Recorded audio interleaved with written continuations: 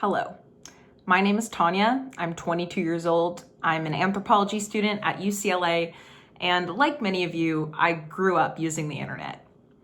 And also, like many of you, I noticed a lot of the content surrounding bodies I was consuming was unhealthy. Pervasive negative thought patterns about bodies and unrealistic beauty standards were rampant. So I tried to go out of my way to consume healthier content. And because of this, one of the niches of the internet I found myself in was the fat acceptance movement. The fat acceptance movement seeks, 1, radical acceptance of all human bodies, and 2, it aims to end anti-fat discrimination.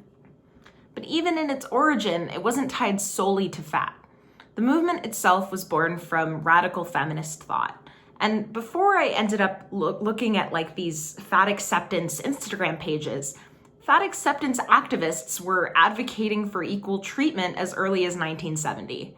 But obviously, the movement has changed since then. When given the opportunity to conduct research that suddenly had to be centered on the internet, I wanted to delve deeper into this online community that had provided a positive space for me among many other people in adolescence. In order to fully understand anti-fat discrimination, it's important to consider a facet of how we understand our identities. To illustrate this, I will provide an example. If I dyed my hair blue tomorrow and my job threatened to fire me over it because of their no hair dye code, it would be upsetting. And it may point to the existence of prejudice, but by most standards, it would not be considered discrimination. This is because in this scenario, I have control over dyeing my hair blue. You could say, okay, that sucks, but if you love that job, you would dye your hair color back. But let's extend this example to an unfortunate reality. Jobs have been denied to people because of the color of their skin, which obviously is something an individual has no control over. We can understand this distinction as a fixed versus an unfixed identity category. Now, of course, there are instances where a seemingly fixed identity can change. For example, a transgender person changes their gender identity when they come out as a different gender than the one assigned at birth. But a super simple, bare bones way of distinguishing what identities are considered socially fixed identities are whether or not someone could say, it's not their fault that they're blank. How many times have you heard people say, it's not their fault that they're gay, that's just the way they are? By invoking the status of gay in this instance, but really any identity category as fixed, bias is elevated to the status of discrimination. So let's apply this spectrum of fixed versus unfixed identities to a fat acceptance framework. To be blunt, there are a lot of people who disagree with the principle of fat acceptance. And this is because body size isn't exactly seen as an identity worthy of discrimination. Many comments say something along the lines of, if you are unhappy with how you're treated as fat, why don't you just lose weight? This, of course, implies that fat is a totally unfixed identity. And while people are technically capable of losing weight, it's really just not that cut and dry. In a study, scientists found that of those who try to lose weight, over 80% will be unsuccessful. And those who do manage to gained it back shortly thereafter. Another study shows that genetics impacts body size much more than previously thought. Another study shows that fat people with anorexia or bulimia are much less likely to be taken seriously or diagnosed, and therefore increase their chances of mortality from these illnesses. And really, I could go on, but I think you're getting the idea. Body size just isn't as unfixed as we think it is. There's a very good chance you're going to spend the majority of your life with the same give or take weight range.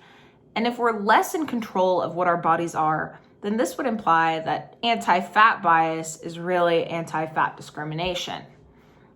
In a series of interviews with fat acceptance movement activists with both small and large followings, alongside an ethnographic analysis of fat acceptance content posted on online platforms, I found that activists are using a unique way to position fat identity among other identities.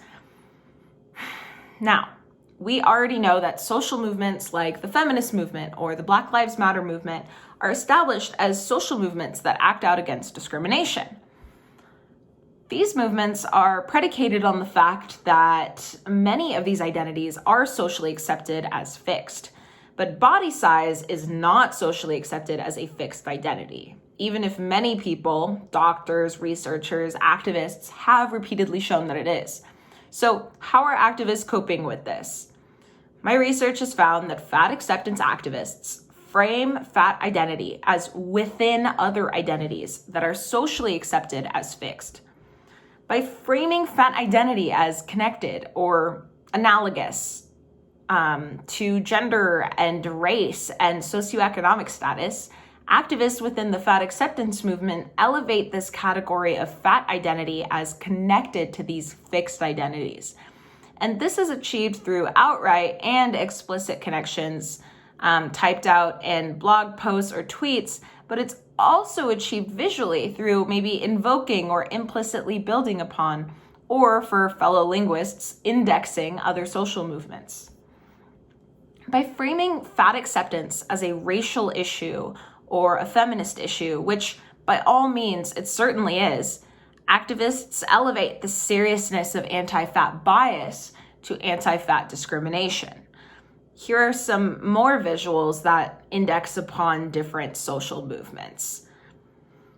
But I will conclude this by saying maybe true fat acceptance relies on establishing body size as a socially fixed identity. Expecting fat people to just change if they want to be treated like everyone else is, well, now that we've established, it is discrimination. Body size remains an important facet of individual experiences of gender and socioeconomic status and race, among other identities. But it's also a category of experience worth acknowledging discrimination against all in of itself. I'm Tania Nasrollahi. Thank you for listening. This has been my honors anthropology thesis.